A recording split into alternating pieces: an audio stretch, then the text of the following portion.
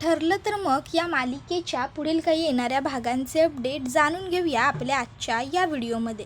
चला तर मग मित्रांनो, अजिबात वेळ वाया न घालवता सुरुवात करूया आपल्या या व्हिडिओला आणि जाणून घेऊया ठरलं तर मग मालिकेच्या पुढील काही येणाऱ्या भागांचे लेटेस्ट त्याचबरोबर इंटरेस्टिंग अपडेट. तर आता आपण इथे पाहणार आहोत की कशा पद्धतीने आता अर्जुन याच्यासमोर मैपत सगळं सत्य कबूल करणार आणि नागराजचा पर्दाफाश होणार. आता इकडे आपण पाहतोय की महिपतला पकडून वगैरे पोलीस स्टेशनला आणलेलं असतं आणि त्यानंतर अर्जुनसुद्धा आता बेसिक जे ट्रीटमेंट असतं, बँडेज वगैरे असतं ते करून घेतो आणि दुसऱ्या दिवशी तो आता महिपतला भेटायला येतो. आणि आता अर्जुन हा महिपतला सांगत असतो की हे बघ महिपत, उगाचच्या उगाच खोटं बोलून सगळं काही स्वतःवरती ओढावून घेण्यापेक्षा हे सगळं कोणी केलं आहे त्याचं तू आम्हाला नाव सांगून टाक.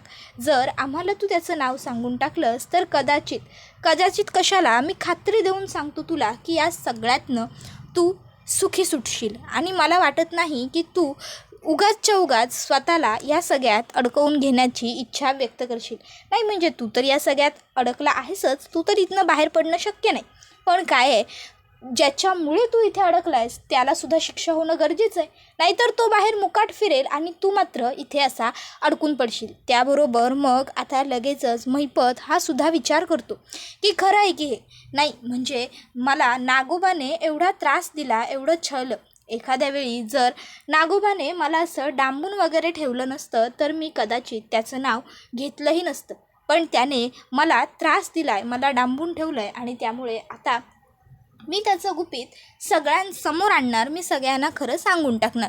आणि मग आता महिपत हा इथे सगळ्यांना खरं सांगायचं असं ठरवतो. आणि आता तोच खरं अर्जुनला सांगतो सुद्धा की हे सगळं काही करण्यामागे नागराजचा हात आहे. आता नागराजचं नाव ऐकून अर्जुनला खूप मोठा आश्चर्याचा धक्काच बसतो. अर्जुन म्हणतो, हे बघ महिपत, उगाचच्या उगाच काहीतरी खोटं नाटं सांगून माझी दिशाभूल करण्याचा प्रयत्न करू नकोस. नागराज काकाचं नाव तू कसं काय घेऊ शकतो? मग महिपत आता अर्जुनसमोर नागराजने केलेल्या सगळ्या कांडांचा पाढा वाचतो.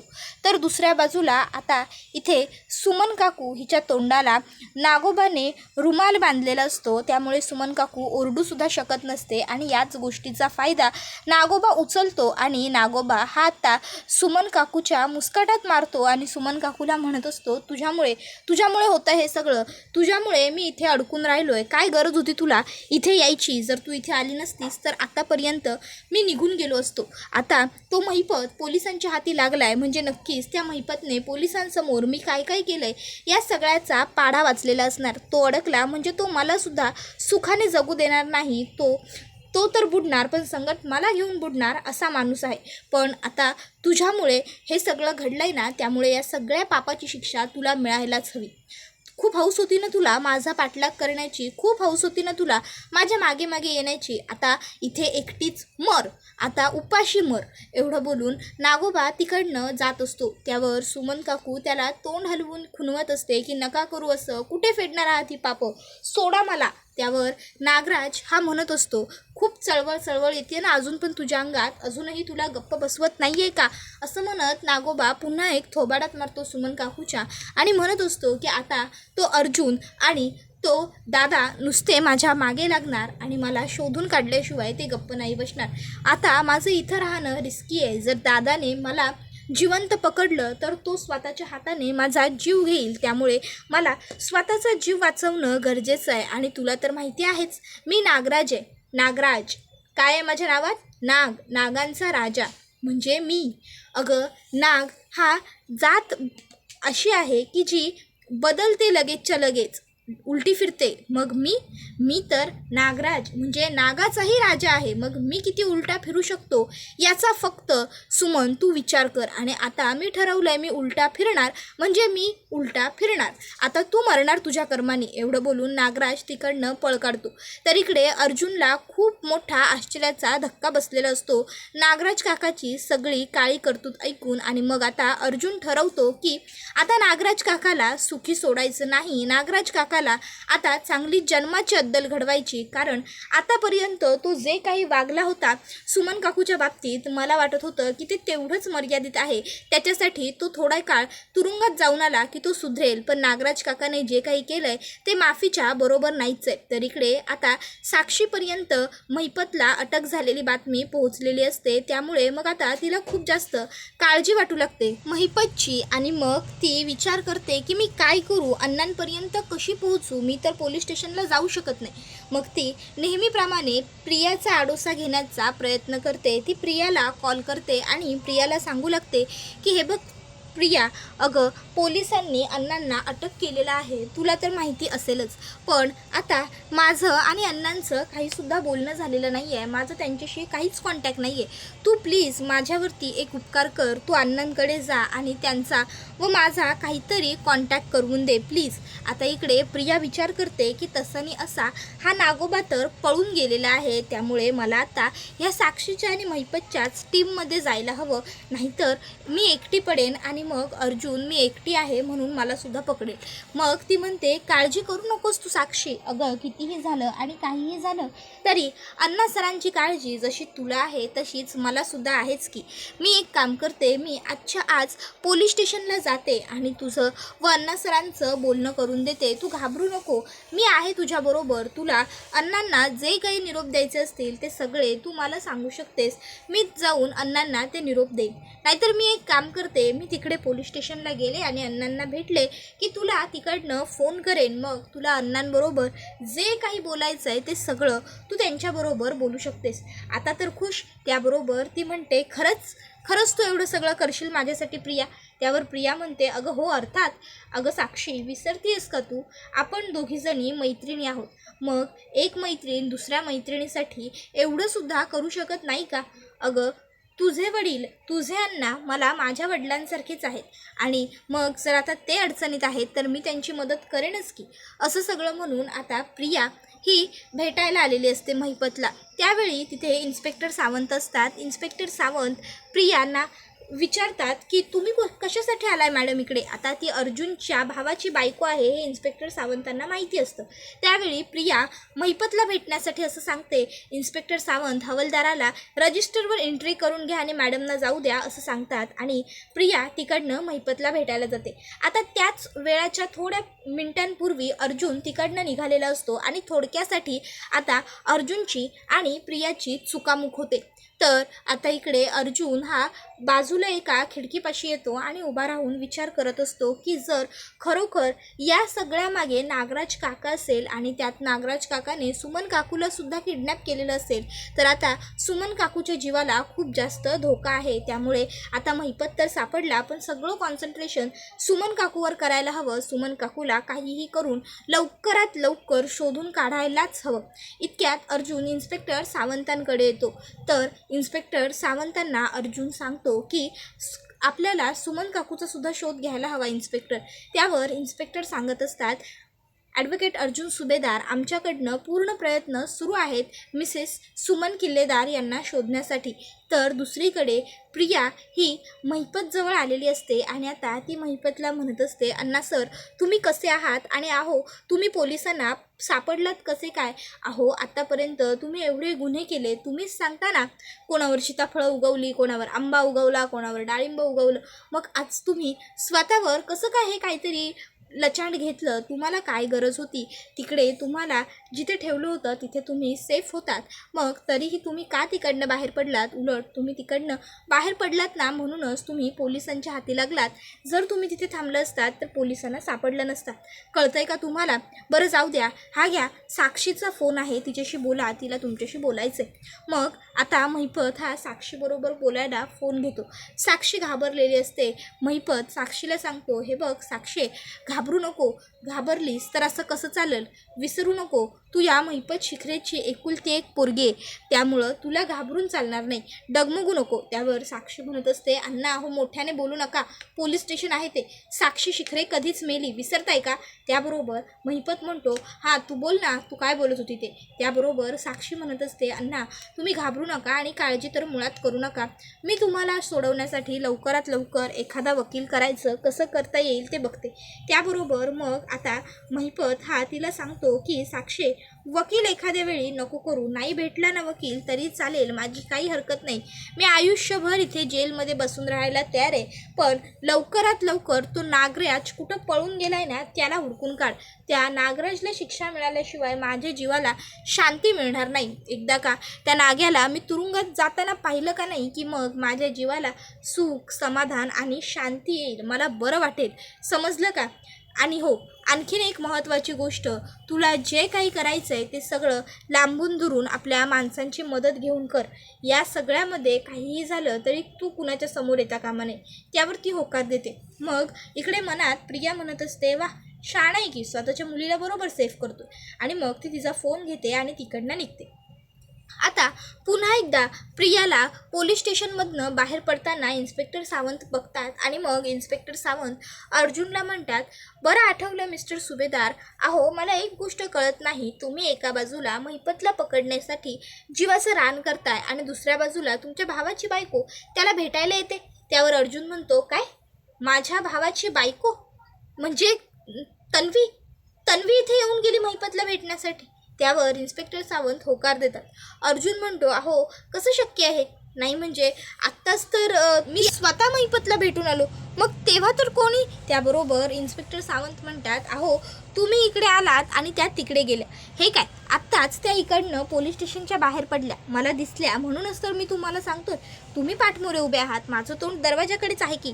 त्याबरोबर अर्जुनच्या लक्षात येतं, याचा अर्थ अजूनही प्रियाचं महिपत बरोबर चांगलं कॉन्टॅक्ट आहे आणि अजूनही प्रियाचं आणि महिपतचं खूपच जास्त साटलोटं आहे. त्यामुळे आता अर्जुन ठरवतो की आता चांगली अद्दल तन्वीला घडवलीच पाहिजे, कारण जोपर्यंत तिला चांगली अद्दल घडणार नाही तोपर्यंत ती सुधारणार नाही. मला तर वाटतं तन्वीला प्रत्येक कांड माहिती असणार आहे महिपतचा. मग अर्जुन रागारागातच घरी येतो. घरात प्रिया बसलेली असते. अर्जुन प्रियाच्या नावाने आणि घरातल्या सगळ्यांच्याच नावाने हाका मारतो. प्रिया खाली येते आणि का उगाचच्या उगाच अर्जुन माझ्यावर गळा काढतोयस असं विचारते. त्यावर लगेचच आता त्या ठिकाणी अर्जुनची आई कल्पना आलेली असते आणि कल्पनासुद्धा विचारते, अर्जुन काय रे, काय झालं, का ओरडतोयस तू? त्यावेळी अर्जुन म्हणत असतो की तन्वी इतकी नीच मुलगी, नालायक मुलगी मी आतापर्यंत अख्ख्या जगात पाहिलेली नव्हती. मला ना आज खरं तर बरं वाटतंय की मी बरं झालं मिसेस सायलींबरोबर लग्न करून घरी आलो आणि हिच्याबरोबर लग्न करायला नाही म्हणालो. इतकी नीच वृत्ती कशी काय असू शकते कोणाची? ज्या माणसाने आपल्या आईवडिलांचा आपला अपघात घडवून आणला, ज्या माणसामुळे आपल्याला वयातली 22-23 वर्ष अनाथ म्हणून जगावं लागलं, ज्या माणसामुळे आपलं कुटुंब उद्ध्वस्त झालं, ज्या माणसामुळे आपल्याला त्रास सहन करावा लागला, एखादी मुलगी त्याच माणसाला कशी काय एवढी साथ देऊ शकते? नाही, मी समजू शकतो की म्हणजे जेव्हा माहीत नाही आहे तेव्हाचं सगळं तर ठीक आहे, पण जेव्हा माहिती झालं तेव्हाही तू तेच करतेस प्रिया. त्याबरोबर प्रिया आता म्हणू लागते, अर्जुन अरे प्लीज थांब ना, तू काय चाललंय तुझं आणि हे सगळं तू काय म्हणतोयस? कोणाला साथ देते मी आणि काय? हे बघ अर्जुन, तू जे काही बोलतोयस ना त्यातलं मला काहीसुद्धा कळत नाही आहे, प्लीज स्पष्टपणे उलगडूनपणे सांग ना. त्यावेळी सायलीला तर आधीच माहिती असतं की आता अर्जुन महिपतला भेटायला गेला होता आणि तिकडून येऊन तो एवढा संतापलाय म्हणजे नक्कीच प्रियाला सुद्धा त्याने तिथेच कुठेतरी पाहिलेलं असणार. मग सायली म्हणते, प्रिया अगं किती साधेभोळे असण्याचा आव आणशील गं, हां एवढं खोटं वागताना तुला काहीच वाटत नाही का? तूच गेली होतीस ना महिपतला भेटायला, काय मग काय निरोप दिलास महिपतला की आयुष्यभर जेलमध्ये असाच कुजत राहा, सडत राहा? हां लाज वाटली नाही तुला महिपतला भेटायला जाताना? त्यावर प्रिया म्हणते, ए सायली गप्प बस, उगाचच्या उगाच काहीतरी वेड्यासारखं बाष्कळपणे बडबडू नकोस.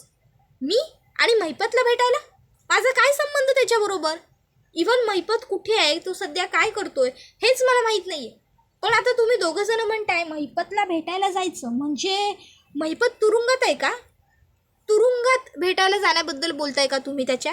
हे बघा अर्जुन, सायली, एक गोष्ट लक्षात ठेवा, मला काय एवढीच कामं नाही आहेत फक्त त्या महिपतला भेटा, त्याचं साठलोटं बघा, मला या व्यतिरिक्तसुद्धा खूप कामं असतात आणि त्यापैकीच माझं एक महत्त्वाचं काम होतं आणि म्हणूनच मी बाहेर गेले होते, समजलं ना. त्याबरोबर लगेच कल्पना प्रियाला म्हणू लागते, तन्वी बास, मोठ्यांबरोबर बोलण्याची ही कुठली पद्धत आहे? नाही तुला कदाचित विसर पडतो तर तुला आठवण करून देते. विसरू नको, अर्जुन तुझा मोठा धीर आहे आणि सायली तुझी मोठी जाऊ. त्यामुळे त्यांच्याबरोबर बोलताना भाषा व्यवस्थित सभ्य असली पाहिजे तुझी. आणि मला माझ्या सुनेवर आणि मुलावर सुद्धा पूर्ण खात्री आहे, पूर्ण विश्वास आहे माझा की ते दोघं जण मला काहीही खोटं सांगणार नाही. जर ते दोघं म्हणतायत ना तर तू नक्कीच गेली असशील त्या महिपतला भेटायला. तरीही चल, तू बोलतेस ना, मी त्याच्यावर विश्वास ठेवते. मी मान्य करते की तू महिपतला भेटायला गेली नव्हतीस. तू कुठे गेली होतीस, कोणाला भेटायला गेली होतीस, काही कामासाठी गेली होतीस, हे सगळं मला तुझ्या तोंडून सांग ना तन्वी. कुठे होतीस तू, कोणाला भेटायला गेली होतीस, असं कोणतं तुझं अर्जंट महत्त्वाचं काम होतं जे घरात होत नव्हतं किंवा ज्याच्यासाठी तुला बाहेर जावं लागलं होतं. बोल तन्वी, माझ्या प्रश्नांची उत्तरं दे. आता प्रिया गप्प असते. त्याबरोबर कल्पना म्हणत असते, तन्वी खोटं बोलताना ना तुझी जीभ अगदी चुरू हलते, पण जिथे खरं बोलायचं असतं की नाही तिथे मात्र तुझ्या जिभेला कायम लगाम लावली जाते. समजलं ना? तुला काय वाटलं मला कळत नाही का? आत्तापर्यंत तू काय केलंस ना हे सगळं मला व्यवस्थित माहिती आहे. त्यामुळे ना पुन्हा आता चुका करायला जाऊ नकोस. त्याबरोबर प्रिया म्हणत असते, आई अगं मी खरं सांगते, मी का खोटं बोलू? मी खरंच मी त्या महिपतला भेटायला गेले नव्हते. मी मागेही तुम्हाला सगळ्यांना सांगितलंय ना, महिपत बरोबरचे सगळे संबंध मी संपवले. त्यावर अर्जुन विचारतो, मग कुठे गेली होतीस ते सांग ना. त्यावर मग मात्र प्रिया पुन्हा गप्प बसते. त्यावर अश्विन म्हणतो, तन्वी बास, खोटं बोलण्याच्या ना सगळ्या लिमिट्स क्रॉस केल्या आहेस तू. आता अजून तरी कमीत कमी खोटं बोलू नकोस. महिपतला भेटायला तू का गेली होतीस हे सांगणार आहेस का तू? आणि जर तुझं म्हणणं हेच असेल की तू महिपतला भेटायला गेली नव्हतीस तर आम्ही ते सुद्धा मान्य करायला तयार आहोत. म्हणून तू कुठे गेली होतीस, कोणाला भेटलीस, काय केलंस, या गोष्टी तुला आम्हाला सांगायला काहीच हरकत नाही आहे. सांग, कुठे गेली होतीस तू, कोणाला भेटायला गेली होतीस? बोल तन्वी पटापट. आता मात्र प्रिया गप्पच राहते. त्यावेळी मग अश्विन म्हणत असतो, तन्वी आता तुझ्या या गप्प बसण्याचा आम्ही नेमका कोणता अर्थ घ्यायचा? तू ही अशी गप्प बसलीयस याचा अर्थ फक्त एकच होतो आणि तो म्हणजे तू खोटं बोलतेस पुन्हा एकदा. म्हणजे तू पुन्हा एकदा आम्हाला सगळ्यांना फसवून, मला फसवून, माझा विश्वासघात करून महिपतला भेटायला गेली होतीस. बरोबर बोलतोय ना मी? आता सुद्धा प्रिया गप्प असते. प्रिया काहीच बोलत नसते. अश्विनचा बाण आणखीन जास्त सुटतो आणि अश्विन म्हणतो, तन्वी तुझ्याशी बोलतोय मी. पुतळा झालाय का तुझ्या शरीराचा? एरवी खोटं बोलायला तर तुझं तोंड चुरू नुसतं हलतच असतं. तुझ्या तोंडाला लगामच लागत नाही. किंवा एखाद्यावर खोटे नाटे आरोप करायचे असतील, सायलीला नावं ठेवायची असतील, अर्जुनदादाबद्दल वाईट बोलायचं असेल, अस्मिताईच्या बाळाबद्दल काहीतरी चुकीचं घडायचं बोलायचं असेल तर तेव्हा तर तुझं तोंड पटापट चालत असतं. मध्यंतरी सचिनने आपल्या घरात जे काही केलं त्याबद्दल सुद्धा तुला बोलायला किती लागलं? किती बोललीस तू त्याच्यावरून घरात सगळ्यांना? मग आज जेव्हा तुला विचारतोय की तू कुठे होतीस, इतका साधा प्रश्न, तर तुझ्याकडे त्या प्रश्नाचं उत्तर नाही आहे का? त्याबरोबर सायली म्हणते, अश्विन भाऊजी अहो तुम्ही कितीही ओरडा बोंबला, कितीही आक्रोश करा, पण तरीही ही मुलगी तुमच्या प्रश्नांची उत्तरं देणार नाहीच आहे. कारण मुळात या मुलीकडे ना तुमच्या कुठल्याही प्रश्नांची उत्तरं नाही आहेत. कारण हे जे बोलतायत ना तेच बरोबर आहे. ही गेली होती ती म्हणजे फक्त महिपतला भेटायला, बरोबर ना? अशारित्या आता प्रियाचं हे एक खोटं सगळ्यांच्या समोर आलेलं असतं. तर दुसऱ्या बाजूला आता साक्षीला मात्र खूपच जास्त टेन्शन आलेलं असतं. काळजी वाटत असते, महिपतला कसं सोडू, काय करू, ह्या सगळ्या गोष्टींचे विचार तिच्या मनात सुरू असतात. त्याबरोबर हा व्हिडिओ इथेच संपतो. व्हिडिओ आवडला असेल तर व्हिडिओला लाईक करा, चॅनलवर नवीन असाल तर चॅनलला सबस्क्राईब करा आणि बेल आयकॉन आठवणीने प्रेस करा, जेणेकरून तुम्हाला पुढच्या प्रत्येक व्हिडिओचं नोटिफिकेशन मिळत जाईल आणि सर्व व्हिडिओंचा आनंद हा अगदी उत्तम पद्धतीने घेता येईल. चला तर मग मित्रांनो, आजच्या पुरतं इथेच थांबूया. तुम्हाला ही मालिका कशी वाटते हे आम्हाला कमेंटमध्ये नक्कीच सांगा. टाटा बाय बाय, धन्यवाद.